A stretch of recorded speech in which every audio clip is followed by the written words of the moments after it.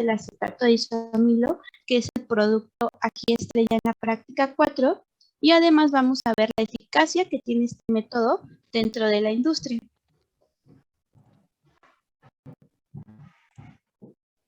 Ok, ahora vamos con el marco teórico. En el marco teórico abordaremos los siguientes temas. Primero, ¿qué son los ésteres? La nomenclatura, características, actividad, método de obtención, esterificación de Fischer y métodos para la obtención de productos. Primero, pues, ¿qué son los ésteres? Nosotros conseguimos dos bibliografías. El Yurkanis lo define como un compuesto con un grupo OR o, si no me recuerdo, alcoxi, en lugar de un grupo hidroxilo u OH del ácido carboxílico. Y el McMurray lo define como un compuesto que tiene el grupo funcional éster.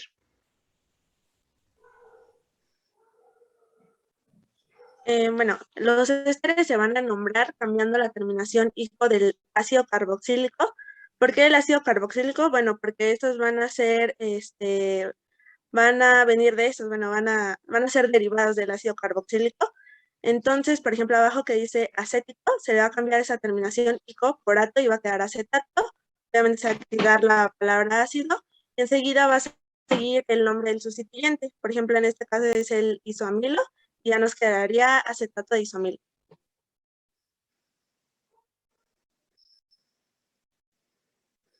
Las principales características de estos ésteres van a ser, bueno, como ya les había dicho, van a ser derivados de ácidos carboxílicos y va a haber dos tipos, que es de bajo peso molecular y superiores. Los de bajo peso molecular van a ser líquidos volátiles y de un olor agradable, y los superiores van a ser cristalinos e inodoros. ¿A qué me refiero con inodoros? Que no van a tener olor. A su vez, estos ésteres superiores van a ser solubles en disolventes orgánicos e insolubles en agua y van a ser menos densos que el agua. Los ésteres pueden presentar hidrólisis. ¿A qué me refiero con hidrólisis? Que la hidrólisis es cuando se descompone un compuesto orgánico por acción del agua. Entonces ahí tenemos dos ejemplos. El primero, que es el acetato de isomilo, es un ejemplo de un éster de bajo peso molecular, que justamente es el que vamos a utilizar en la práctica. Vamos a hacer su síntesis de este. Y el de abajo, que es el N-propilo 3,4,5-trihidroxibenzoato, es un ejemplo de un éster superior.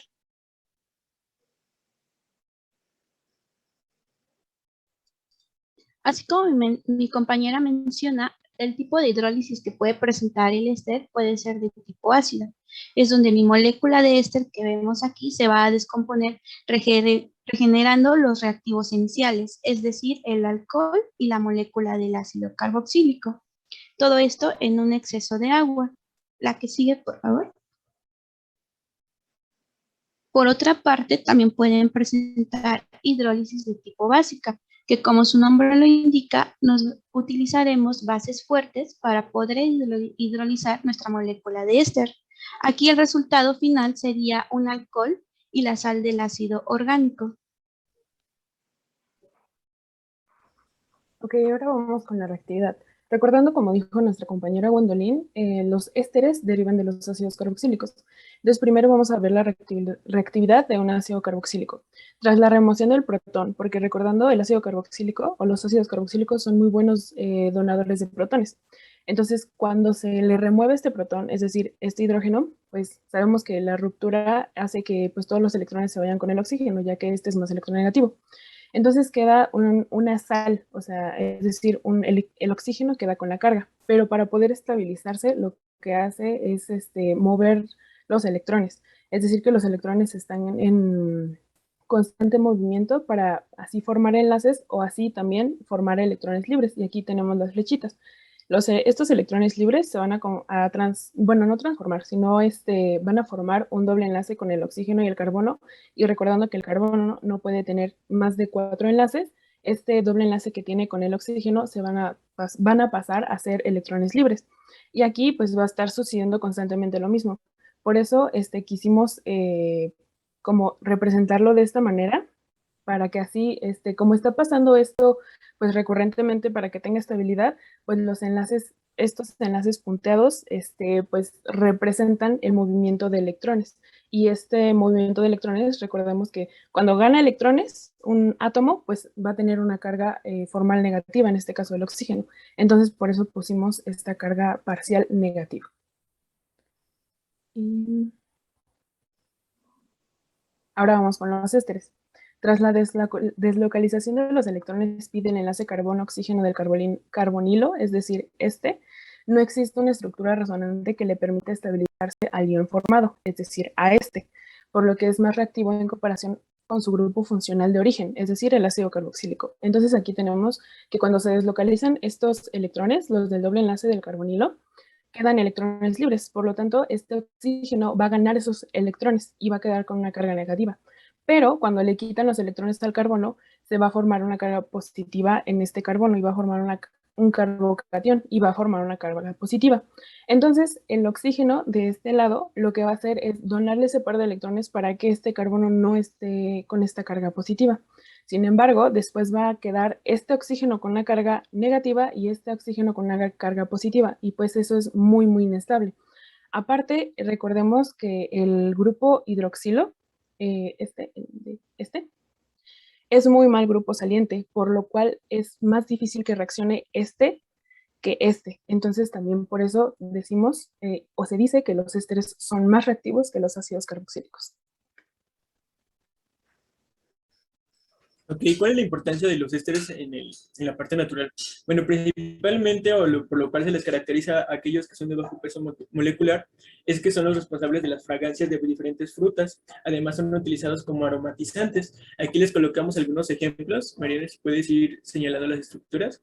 Tenemos el botanoato de metilo, el cual se encuentra en la piña y le da ese olor característico. Tenemos el acetato de isopentilo o el acetato de isoamilo también, son estructuras iguales, que es de la que vamos a sintetizar, y desde aquí le estamos adelantando que, bueno, va a presentar un olor a banano. También tenemos el acetato de octilo, el cual tiene como representativo el olor de la naranja, igual ahí viene la estructura, y bueno, también otro punto importante por el cual nosotros podemos reconocer sus importancias es que están distribuidos de una forma muy importante en la naturaleza. Y bueno, ya en la parte química, en la industria se tienen diferentes usos para estos tipos de compuestos. El ejemplo más representativo es el acetato de etilo, el cual se logra utilizar como un disolvente para diferentes procesos químicos. Ok, en esta parte vamos a ver los métodos de obtención de ésteres. Decidimos colocar 3 tipos diferentes a la esterificación para que así poco a poco vayan viendo qué diferentes métodos hay para poder obtener ésteres. En este caso, el primer método que nosotros vamos a revisar es las reacciones intermoleculares. Bueno, ¿qué es lo que ocurre aquí? Los hidróxidos ácidos, los cuales son, como lo pueden ver en la estructura del lado izquierdo, son compuestos que tienen un grupo carboxilo y tienen un grupo hidroxilo. Cuando ellos se encuentran en una alta concentración, reaccionan intermolecularmente, dando lugar a poliésteres. ¿Qué es lo que está ocurriendo? Como pueden ver aquí, y en la parte, como se está señalando con el cursor, se obtiene un poliéster. Si se dan cuenta, se removió un OH del ácido carboxílico y se removió un hidrógeno del hidroxilo que presentan en ambos extremos. De esta forma se pueden ir ligando varias moléculas de este mismo tipo y así generan una red o un polímero, que en este caso sería un polímero de ésteres.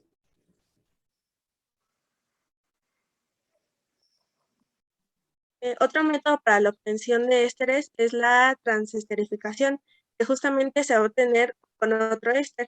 Esto mediante una disolución en alcohol, bueno, su disolución en alcohol y en un medio ácido. Por ejemplo, ahí tenemos el benzoato de metilo, que se va a convertir a benzoato de etilo. Y esta reacción se debe dar en exceso de alcohol porque es reversible. Entonces, para desplazar la reacción hacia la derecha, debemos de poner el exceso de alcohol.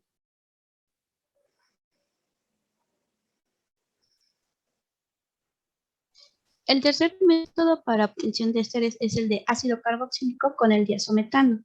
Este diazometano es un reactivo muy tóxico que hay que tener cuidado en la manipulación. Este va a actuar como un agente metilante. Es por eso que al momento de reaccionar con el ácido carboxílico, el resultado va a ser un éster que se va a llamar éster metílico, y este puede actuar en ausencia de ácido. La que sigue, por favor. Bueno, para esta sección ya vamos a hablar como tal del método que nosotros vamos a utilizar durante la práctica, y pues bueno, este es el método protagonista. ¿Qué es lo que ocurre en esta esterificación? Bueno, se caracteriza ya que se puede sintetizar los ésteres por medio de una reacción de sustitución nucleofílica. ¿Cuáles son nuestros reactivos para esta esterificación? Nosotros ocupamos un ácido carboxílico sumado a un alcohol, que en presencia de un medio ácido nos va a permitir generar el éster de interés y se va a liberar una molécula de agua. Esta parte es muy importante, como lo pueden ver, colocamos una flecha que apunta a ambos lados debido a que en este caso es un proceso reversible. Vamos a ver en un momento, y bueno, de todos modos ya se mencionó al inicio, que hay un proceso que se llama hidrólisis ácida, que es el proceso reversible de la esterificación de Fischer.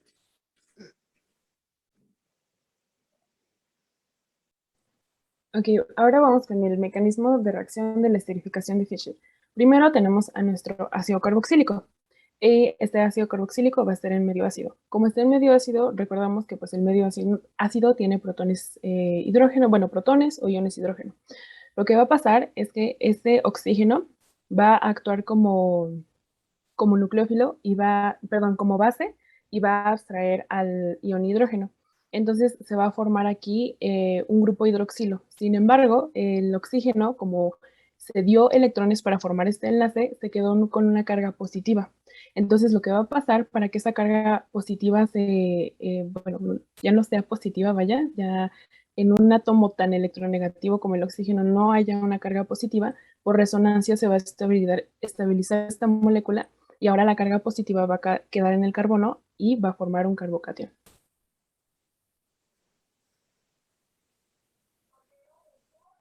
Bueno, ¿por qué se va a protonar el oxígeno del carbonilo y por qué no se va a protonar, por ejemplo, el oxígeno del hidróxilo? Bueno, en el primer paso es una reacción ácido-base. Recordemos que en una reacción ácido-base, la base se va a convertir en un ácido conjugado y la reacción siempre va a buscar más estabilidad. Entonces, es por esa razón que se va a protonar en el oxígeno del carbonilo, porque al protonarse en este, se va a formar un ácido conjugado estable que se va a estabilizar por resonancia, como ya había mencionado mi compañera Mariana, y si se protona el oxígeno del hidróxilo, se va a formar un ácido conjugado no estable.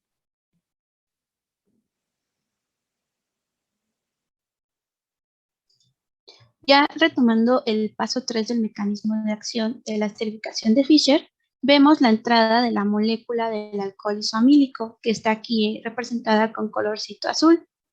Este, al ser una especie química rica en electrones, va a actuar como un nucleófilo.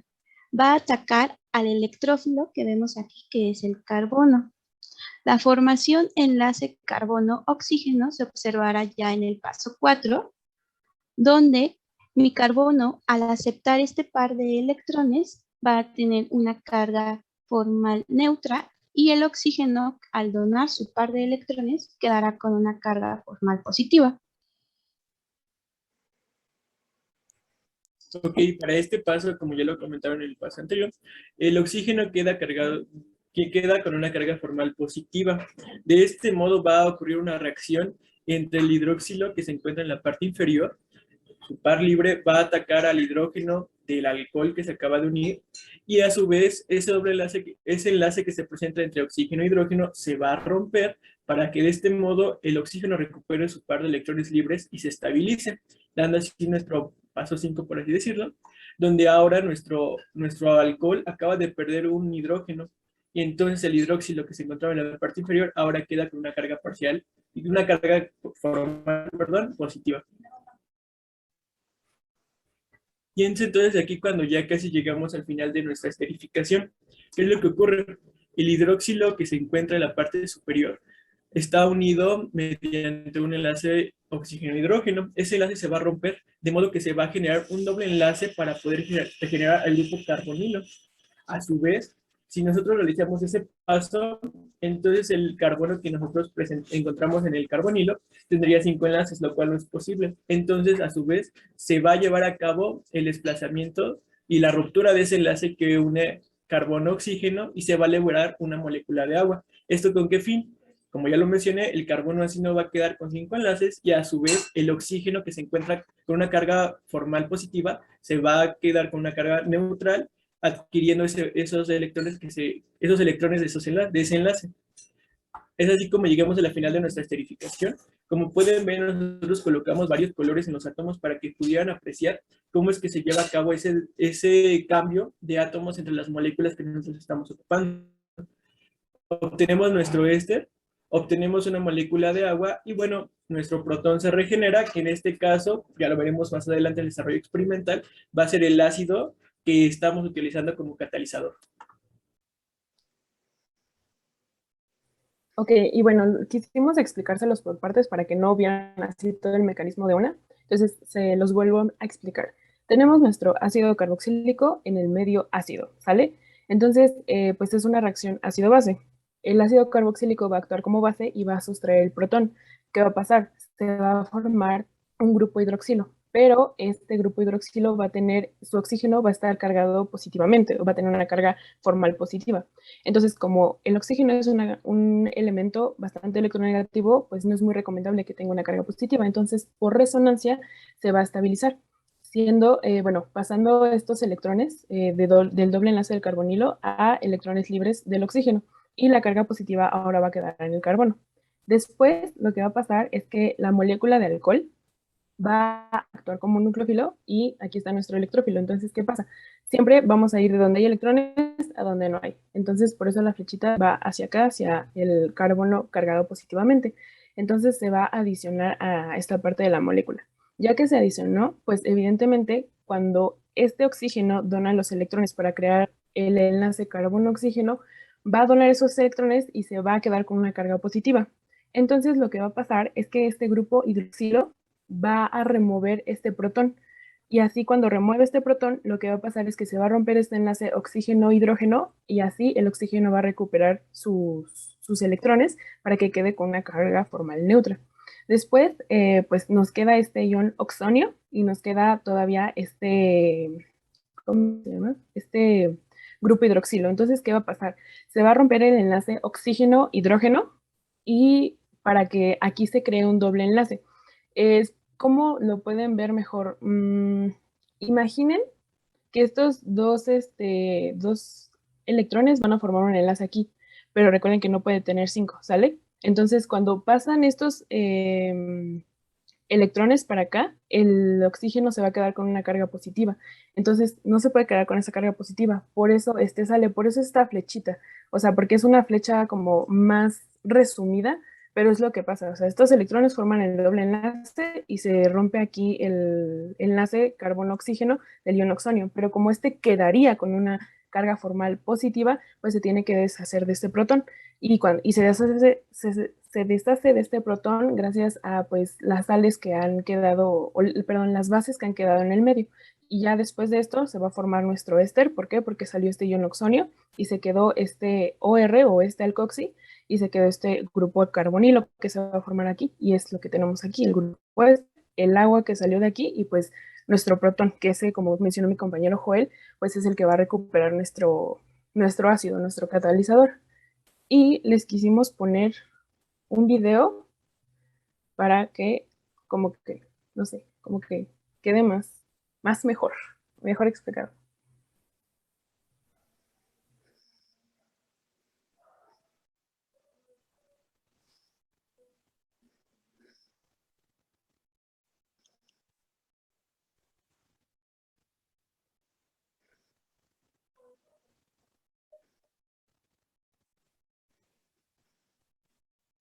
Bueno, entonces, si quieren, se los explico parte por parte.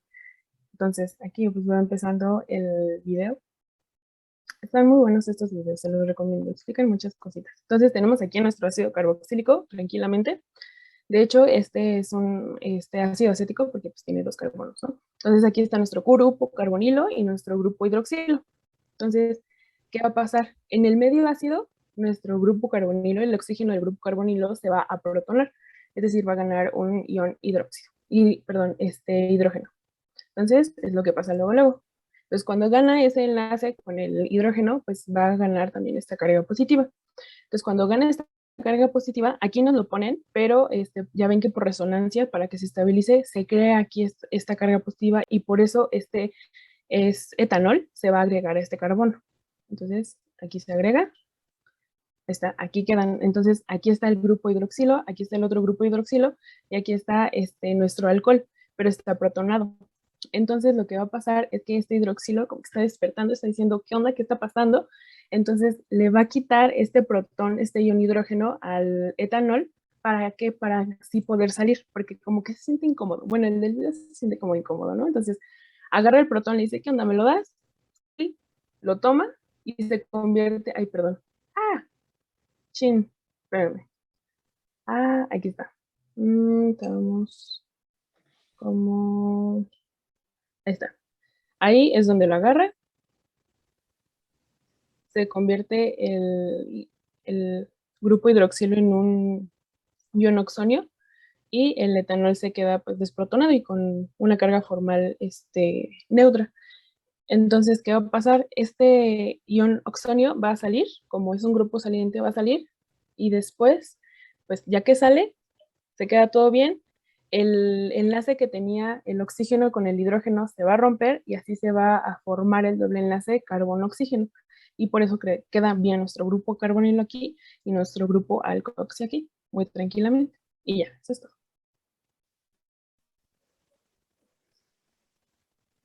Bueno, recordemos que la esterificación de Fischer es una reacción reversible y el proceso de la acción reversible se va a llamar la hidrólisis ácida, ya la habíamos mencionado, que se va a dar con un exceso de agua.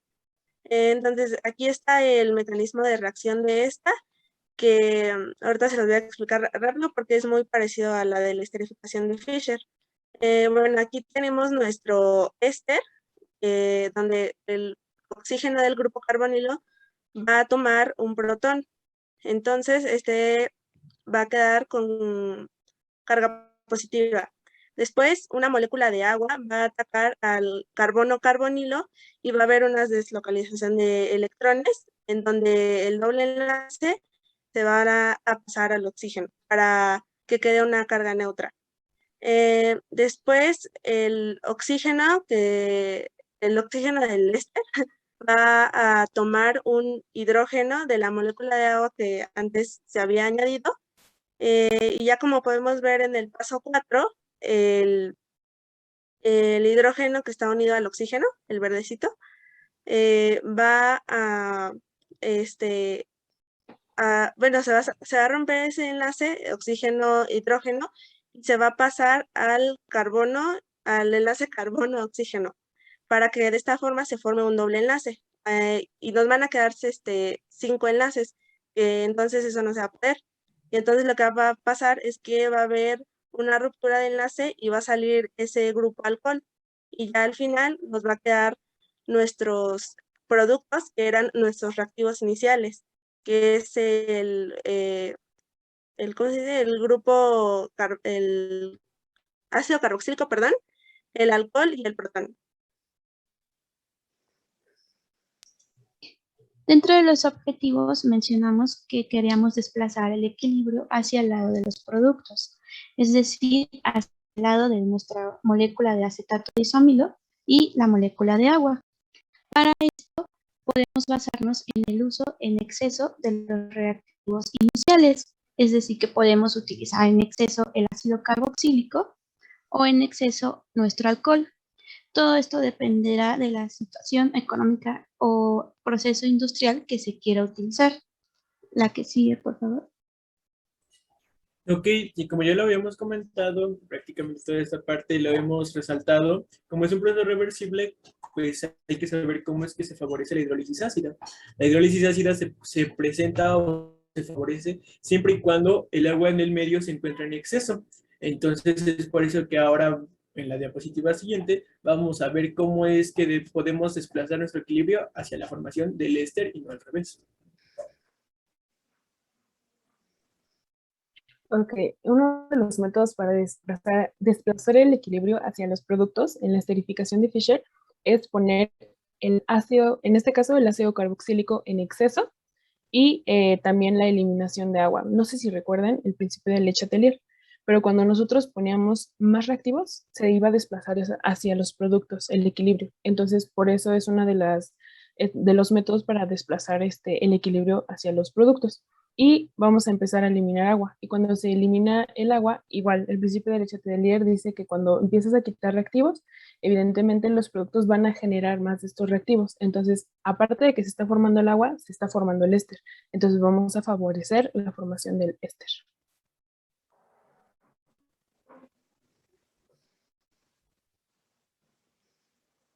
Bueno, ¿cómo podemos eliminar el agua? Hay dos métodos, que el primero es ocupar un agente deshidratante y el segundo es una destilación, es la remoción del agua por destilación de una mezcla azeotrópica. Ahorita les vamos a explicar a lo que nos referimos con mezcla azeotrópica. Y bueno, esto se va a llevar a cabo con la trampa de Dean Stark. Igual más adelante se las vamos a explicar mejor. Aquí es importante entonces, según lo mencionado anteriormente, el concepto de mezcla azeotrópica, el cual se va a definir como la mezcla de dos o varios compuestos cuyas proporciones son tales que el vapor que se va a producir en el estado de ebullición tendrá la misma composición que en el estado líquido y se van a comportar ya dentro de la destilación como si fuese un compuesto puro. Dentro de nuestra práctica vamos a aplicar esta definición en la unión del tolueno, que es el reactivo, con una de las moléculas que vamos a tener como producto en la esterificación de Fischer, que sería el agua. Es importante recordar esto para poder analizar todo el proceso que vamos a llevar en la práctica un poco más adelante. Ok, bueno, vamos a pasar al siguiente apartado de nuestra presentación, que son las propiedades físico-químicas. Aquí vamos a ver todas las partes básicas de los compuestos a utilizar. Siguiente, por favor. Ok, nuestro primer compuesto que vamos a hablar va a ser el ácido acético glacial. Ahí les colocamos la fórmula condensada. Y bueno, resaltamos en color azul las propiedades que consideramos más importantes, que es el estado de vida que nosotros, para poder imaginar pues, de una forma mejor el proceso experimental, debemos saber cuál es el estado inicial de nuestros reactivos. Es un estado líquido, el punto de ebullición es 117 grados centígrados, perdón. Como sabemos, este punto de ebullición es importante para todos los líquidos. Y bueno, en cuanto a miscibilidad, es miscible en agua y en etanol. Les dejamos también la estructura y también se las dejamos en 3D para que ustedes puedan tener una, pues sí, como sabemos, química orgánica es mucho de estar imaginándonos las estructuras y las formas que poseen. Entonces creo que para facilitar esa parte, les colocamos estas estructuras en 3D y así puedan imaginar mejor todo el proceso. También tenemos el alcohol isomílico, que bueno, aquí tenemos su estructura molecular, bueno, taquigráfica en este caso, y aquí está en 3D, para que, como dijo Joel, se imaginen un poquito el cómo es. Como dice, los puntos importantes es que este alcohol isomílico se va a presentar en un estado líquido, su punto de ebullición es de 131 grados Celsius, y este es miscible en etanol y éter etílico.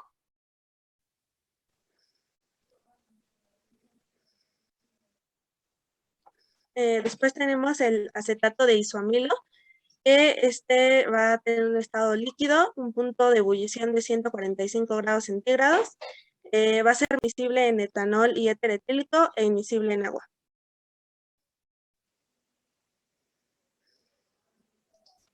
También ocuparemos el alcohol enomílico, el cual también va a estar en estado líquido. Tendrá su punto de ebullición de 138 grados centígrados y este será miscible en etanol y en éter etílico. Bueno, en el siguiente compuesto está el tolueno, el cual va a ser muy importante para todo nuestro desarrollo experimental. De igual forma está en estado líquido. Su punto de ebullición en esta parte también es importante porque es el que nos va a permitir formar la mezcla azeotrópica. Es de 111 grados centígrados y es miscible en éter etílico e inmiscible en agua. También tenemos el ácido sulfúrico, que esta es su fórmula.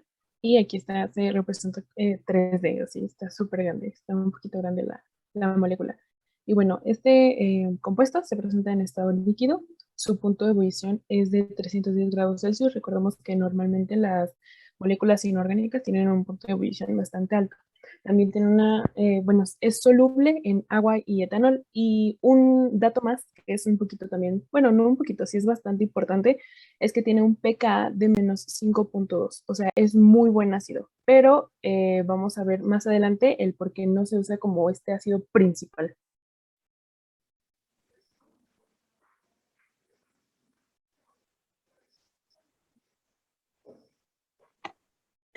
Después tenemos el ácido paratoluensulfónico, que va a tener un estado sólido, un punto de fusión de 56 grados centígrados, va a ser soluble en agua y tolueno y tiene un pKa de menos 2.8.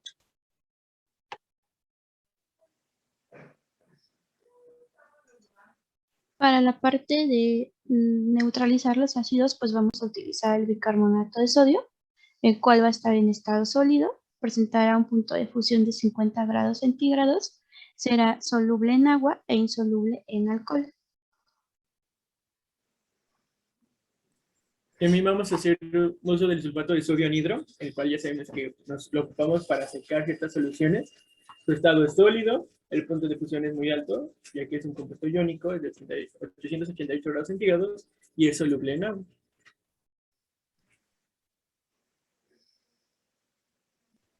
Ok, ahora vamos con la parte del desarrollo experimental.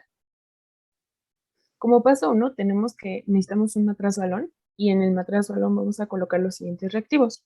Vamos a colocar una pizca de ácido paratoluensulfónico, vamos a colocar también 10 gotas de ácido sulfúrico, 10 mililitros de tolueno, 7.4 mililitros de alcohol isomílico, 6 mililitros de ácido acético glacial y los cuerpos de ebullición.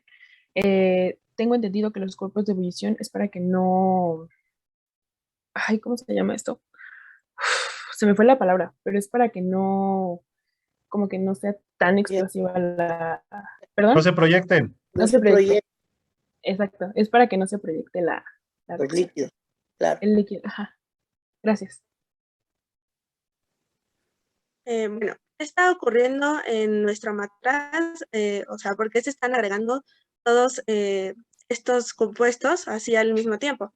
Bueno, aquí planteamos la reacción, la fórmula de nuestra reacción, y tenemos que van a ser nuestros productos, nuestros reactivos, perdón, el ácido acético glacial y el alcohol isomílico. En presencia de ácido paratoluensulfónico, tolueno y ácido sulfúrico, van a desarrollar nuestra reacción. Ahorita más adelante les vamos a explicar para qué sirve cada uno, o sea, para qué sirve el ácido paratoluensulfónico, el tolueno y el ácido sulfúrico.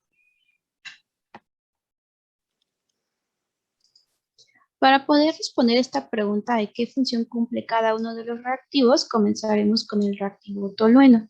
Aquí le vamos a relacionar dos funciones. La primera es como disolvente, el cual va a permitir disolver todo lo que agregamos, que es el alcohol isomílico, el ácido acético glacial y el ácido paratoluensulfónico. Sin embargo, también va a funcionar para formar nuestra mezcla azeotrópica. ¿Con qué? Con una de las moléculas del producto que ya les había dicho al inicio, que es el agua. Esto para poder removerla del medio. ¿Cuál es el medio? Sería de nuestro matraz balón. Más adelante lo veremos ya en la trampa. Ok, ahora vamos a hablar sobre los ácidos. Nosotros, para poder llevar a cabo nuestra reacción, necesitamos de un medio ácido.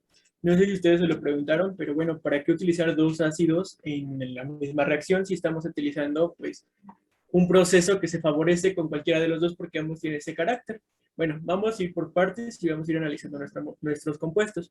El ácido paratoluensulfónico posee un pKa de menos 2.8, o sea, es un buen ácido. Sin embargo, el ácido sulfúrico posee un pKa de menos 5.2, por lo tanto es el mejor ácido en comparación con el anterior. Pero, ¿qué es lo que está ocurriendo? Nosotros ya comentamos que el disolvente que se está utilizando es tolueno. Por lo tanto, hay que analizar qué tan solubles o miscibles son nuestros compuestos en este medio que nosotros estamos generando. El ácido paratoluensulfónico sí es soluble en tolueno, por lo tanto, se va a considerar como el principal donador de protones, ya que se va a encontrar integrado con todos los compuestos que van a llevar a cabo la reacción, es decir, el ácido acético glacial y el alcohol isomílico. Pero ¿qué es lo que ocurre con el ácido sulfúrico? Es inmiscible en tolueno, por lo tanto no va a estar en contacto directo con nuestros reactivos, por lo tanto es complicado que pueda donar esos protones, a pesar de que es un mejor ácido que el ácido para tolueno sulfónico, va a ser complejo el proceso y va a llevar a cabo un papel más importante que este. Siguiente, por favor. Ok, vamos a entonces hablar sobre el ácido sulfúrico. Nosotros les dejamos estos diagramitas para que ustedes vayan imaginando un poco el proceso. El ácido sulfúrico está en el matrazbalón. Aquí, como ya lo comenté, es inmiscible el ácido sulfúrico y la mezcla de reacción, ya sabemos qué reactivos tiene, pero principalmente hay que contemplar que está lleno de tolueno. Como ya lo mencioné, son inmiscibles y por lo tanto, si nosotros hiciéramos un zoom en esa sección, veríamos dos fases, la mezcla de reacción y las 10 gotas de nuestro ácido sulfúrico. Como ya lo comenté, es difícil que done, pero podría donar protones a nuestro medio, por lo tanto podríamos considerarlo como un donador secundario. Sin embargo, no olvidemos que el ácido sulfúrico es un fuerte desecante y ese es va a ser la principal función del ácido sulfúrico.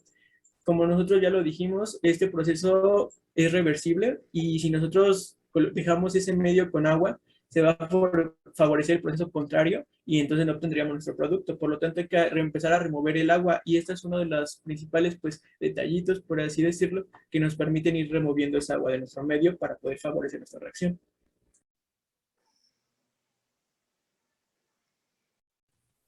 Ok, bueno, para el paso 2 tenemos que adaptar una trampa de Dean-Stark en el matrazbalón. Primero aquí está el condensador de flujo y aquí está la trampa de Dean-Stark. Esta va a servir para recolectar o eliminar el agua del medio de reacción. Y aquí está el matrazbalón. Entonces lo que va a pasar es que después vamos a vertir el tolueno por la parte superior del refrigerante, es decir, hasta acá, y todo va a caer aquí en la trampa de Dean-Stark. Y ahorita en los siguientes pasos les van a explicar qué va a empezar a pasar en esa trampa.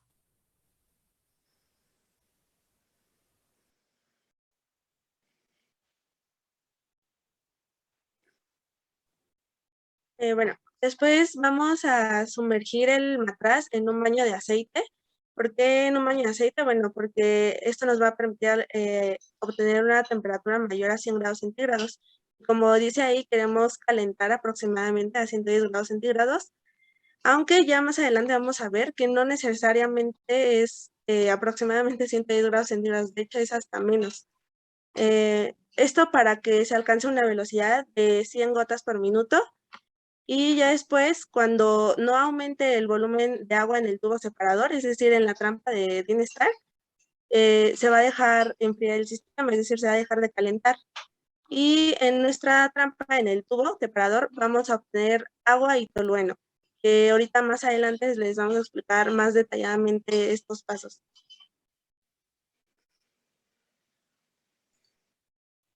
Para poder contestar la pregunta de qué está ocurriendo en el paso 4 que ya les mencionó mi compañera, donde calentamos en baño de aceite nuestro matrazbalón, aquí tenemos que vamos a afectar a la mezcla azeotrópica. ¿Cuál es la mezcla azeotrópica? Es la unión del tolueno con el agua. ¿Por qué es importante? Porque hay que empezar a sacar esta agua.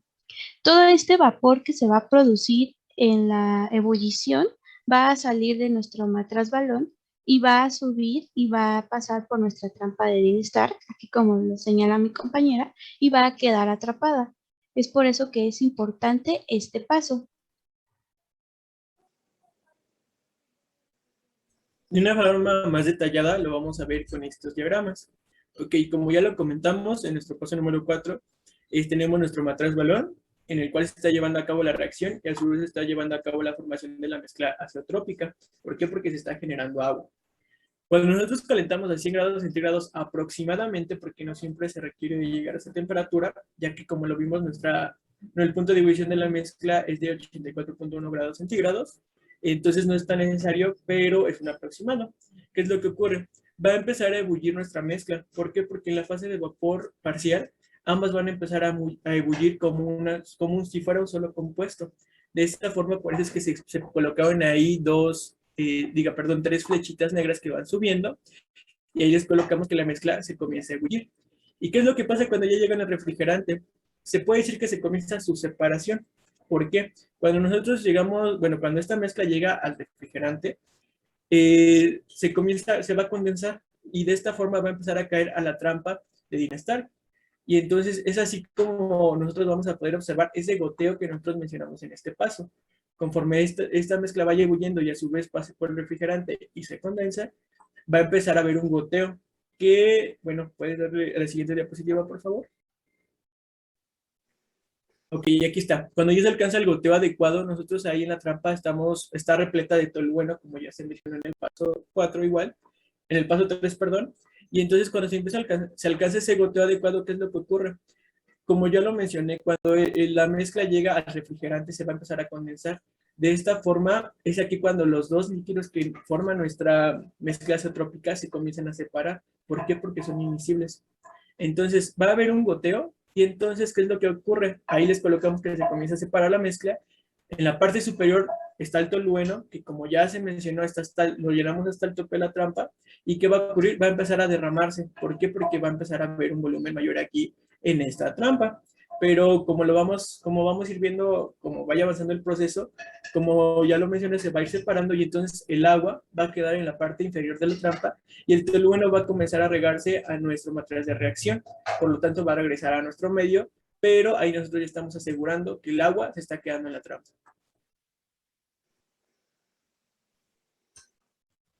Ok, retomando el paso número 5, que, bueno, mi compañera mencionó que, bueno, vamos a calentar hasta que se termine la reacción. Entonces, la reacción se va a terminar cuando cuando la trampa ya esté totalmente llena y ya deje de caer el tolueno al matraz. ¿Y qué se va a quedar en el matraz? En el matraz se va a quedar el acetato de isomilo, se va a quedar el ácido sulfúrico y bueno, recordando que este es un catalizador, se va a regenerar. Se va a quedar el ácido sulfúrico, así mismo como el ácido paratolueno sulfónico y el tolueno. Y el ácido sulfúrico va a quedar con un poquito de restos de agua. Bueno, sí, porque de alguna manera el ácido sulfúrico es un desecante, un removedor de agua, y por eso se va a quedar con algunas moléculas de agua. Muy bien. Bueno, ahora sí ya retiramos nuestro exceso de agua para que nuestra reacción se desplace hacia la derecha. Recordemos que queremos que se desplace hacia la derecha para que obtengamos nuestro producto y bueno, ya con lo de la trampa de Dinestar, pues ya eliminamos esa agua. Siguiente, por favor. Bueno, ahora en el paso 6 vamos a pasar todo ese contenido del matraz que nos quedó de la trampa de Dinestar, que recordemos que quedó el acetato de isoamilo, el ácido sulfúrico, el ácido paratolueno sulfónico y el tolueno. Todo ese contenido del matraz se va a pasar a un embudo de separación y se van a realizar 4 lavados. Primero con 15 mililitros de agua, después igual con 15 mililitros de agua. El tercero va a ser con una solución saturada de bicarbonato de sodio y el cuarto nuevamente con 15 mililitros de agua. Lo que va a pasar es que primero vamos a agregar todo el contenido del matraz al embudo y después vamos a agregar los 15 mililitros de agua al embudo y vamos a agitar nuestro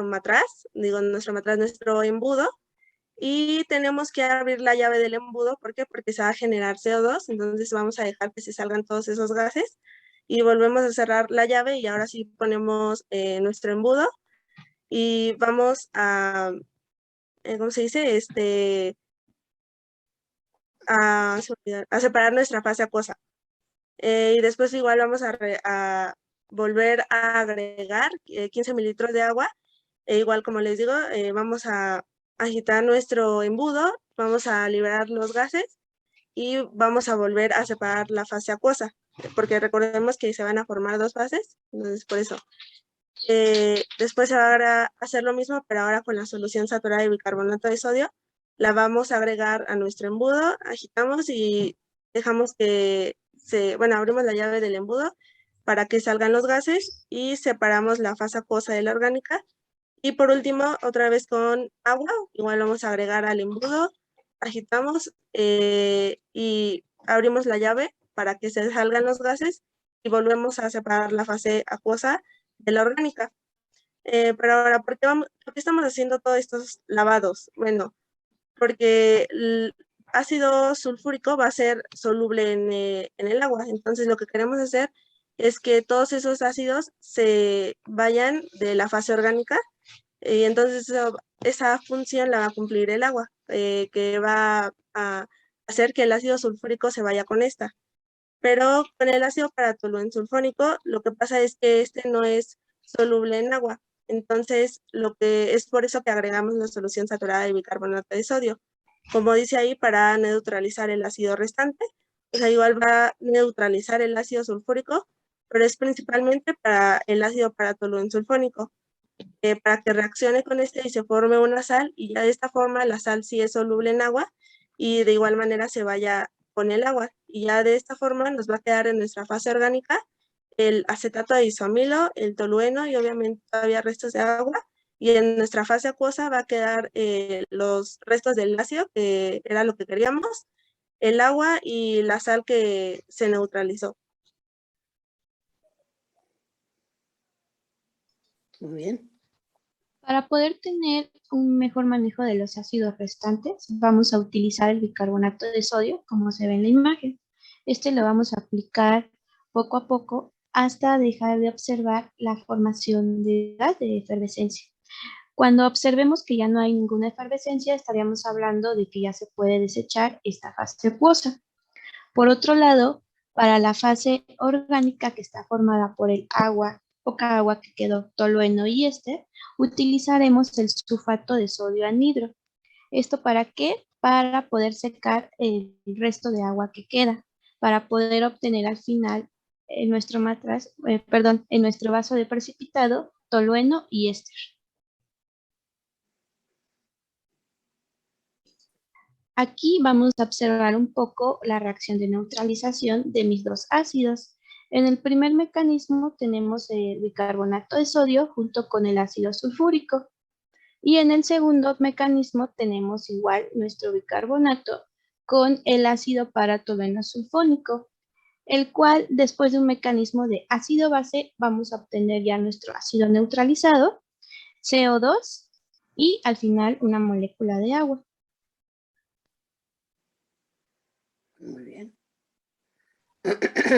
Ok, para el paso 7 tenemos que montar un sistema de destilación fraccionada, ¿sale? Aquí va a estar nuestra fase orgánica anhidra y dirán por qué destilación fraccionada. Recordemos que la destilación fraccionada se ocupa cuando los puntos de ebullición son muy cercanos. Entonces no queremos que pues, los dos se ebullan, ¿no? Y los dos se condensen. Entonces lo que vamos a hacer con esta destilación fraccionada es recoger el destilado y que vamos a destilar el tolueno. Sin embargo, el destilado tiene que empezar a caer en un baño de hielo. ¿Por qué? Porque el tolueno se proyecta muy fácil, es muy volátil. Entonces, por eso necesita este baño de hielo para que pues, no tenga una temperatura tan alta, y después de que pues, ya se fríe y todo, lo podemos desechar a los desechos no clorados. También, el residuo de la destilación lo vamos a transferir a una probeta. En esta probeta, pues vamos a tener el acetato de isomilo. Tenemos que registrar el volumen de este éster para obtener adecuadamente el rendimiento. Bueno, si estuviéramos en el laboratorio, pues ya lo medimos y todo. Y bueno, también después tenemos que identificar el éster por su aroma y por su solubilidad en agua. Como mencionamos desde el principio de la práctica, el aroma de este éster es a plátano, es a buelop. No sé si a algunos de aquí les haya tocado en Boca 6 esa práctica, pero sí olía un buen a plátano. Y también un poco a tolueno, ¿no? Era un poco tóxico, pero olía muy rico. Y también tenemos que probar la solubilidad en agua. Vamos a tener nuestro, ¿cómo se llama? Vaso de precipitados con agua y le vamos a poner el alcohol isomílico. Y acetato isomílico, se va a ver como si fuera aceite, pero como transparentoso. O sea, es que sí se distingue, así como que se hace, esa división de fases sí se distingue. Después tenemos que guardar el resto del éster en un frasco bien sellado para así obtener los siguientes datos. Necesitamos el volumen teórico del acetato de isomilo, el volumen real obtenido del acetato de isomilo, el rendimiento teórico del acetato de isomilo, rendimiento real del acetato de isomilo, la eficiencia de la reacción de síntesis y describir el aroma del éster obtenido. Muy bien.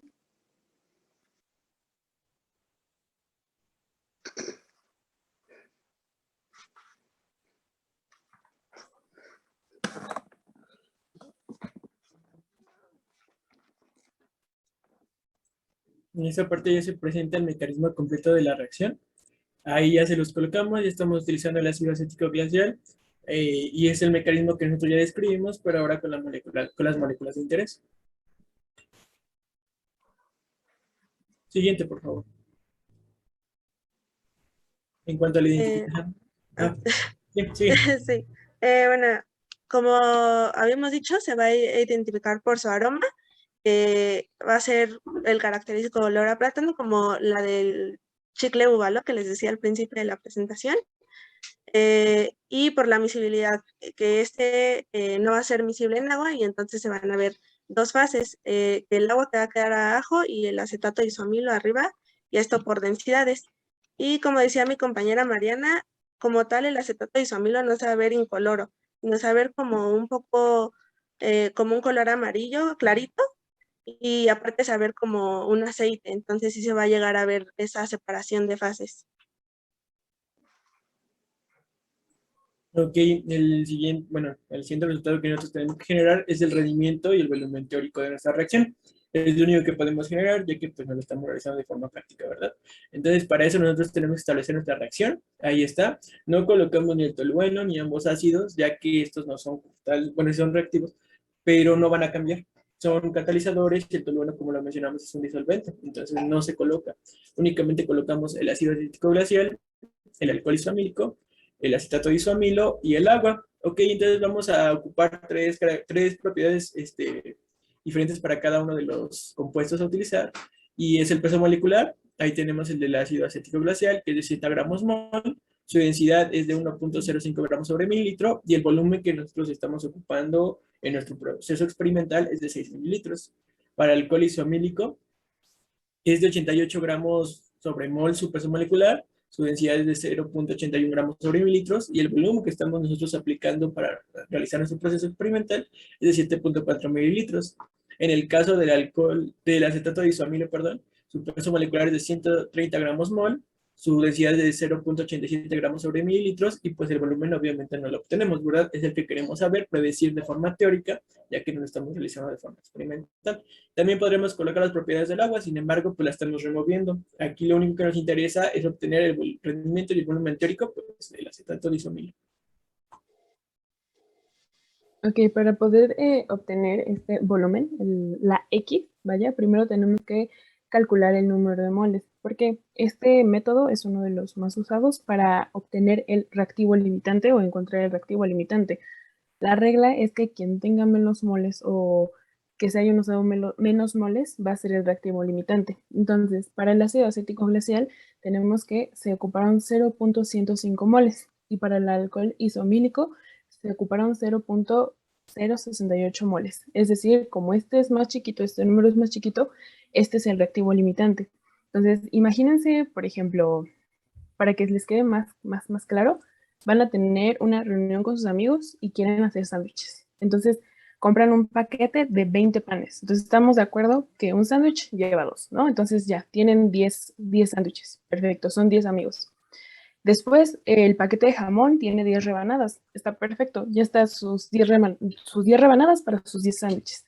Pero el paquete de queso nada más trae 8 rebanadas. Entonces, este es nuestro reactivo limitante en este caso, sería pues el queso, ¿no? No todos van a llevar queso. Entonces, en este caso, el alcohol isomílico pues no es suficiente. Bueno, sí es suficiente, pero nos va a limitar la reacción, igual que el queso si hiciéramos sándwiches.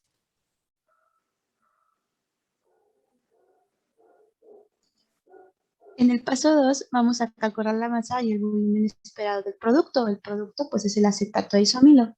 Para obtener la masa vamos a multiplicar los 130 gramos sobre mol por los 0.068 moles obtenidos anteriormente. Y esto nos va a dar un resultado teórico de acetato de isomilo de 8.84 gramos. Para obtener el volumen vamos a dividir los 8.84 gramos de la masa sobre la densidad, que es 0.87 gramos sobre mililitro. Esto nos va a dar como resultado 10.16 mililitros teóricos de acetato de isoamilo. Ya en el paso 3 es calcular el rendimiento teórico, donde vamos a realizar una regla de 3 utilizando el valor de 10.16 mililitros teóricos de acetato de isoamilo, que correspondrían al 100%, y aquí la cantidad de mililitros prácticos de acetato de isoamilo. Sin embargo, pues como no se pudo realizar, pues quedaríamos hasta aquí en los resultados. Bueno, como conclusión podemos decir que este método de esterificación de Fischer, se aplicó para obtener el acetato de isoamilo, que ese era nuestro principal objetivo, el cual este es un compuesto de gran importancia ya que se utiliza como un aromatizante en la industria. También podemos concluir que este proceso, bueno, la esterificación de Fischer, bueno, como es reversible, da origen a la hidrólisis de ésteres, que esta se va a dar en un exceso de agua. Es por eso que se utilizó la trampa de Dean-Stark, para que de esta manera nos permitiera retirar el agua y se favorezca la esterificación de Fischer. Y ya para que nos dé como resultado la obtención del acetato de isoamilo. Y bueno, hasta aquí llega la presentación. Muchísimas gracias por su atención y muchas gracias por su participación. Aquí están las referencias.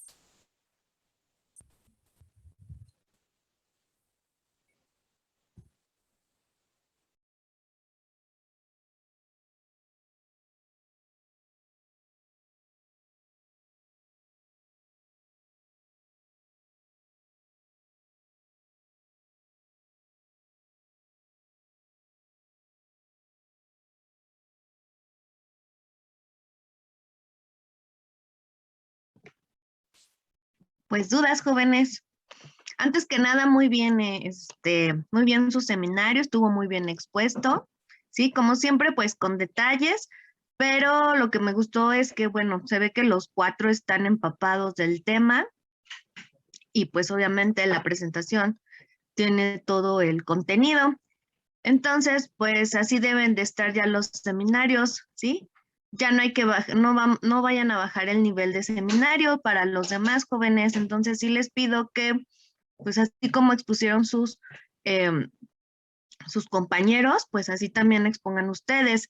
Y muy bien, porque lo que me gustó, aparte de que se ve que tienen el conocimiento, que sí estuvo, pues ahí más o menos repartido equitativo. Sí, un poquito habló alguien más que otro, pero no fue tan marcada la diferencia como ha sucedido en otros equipos. Entonces, muy bien, felicidades equipo. Y bueno, los demás pregunten si es que tienen dudas.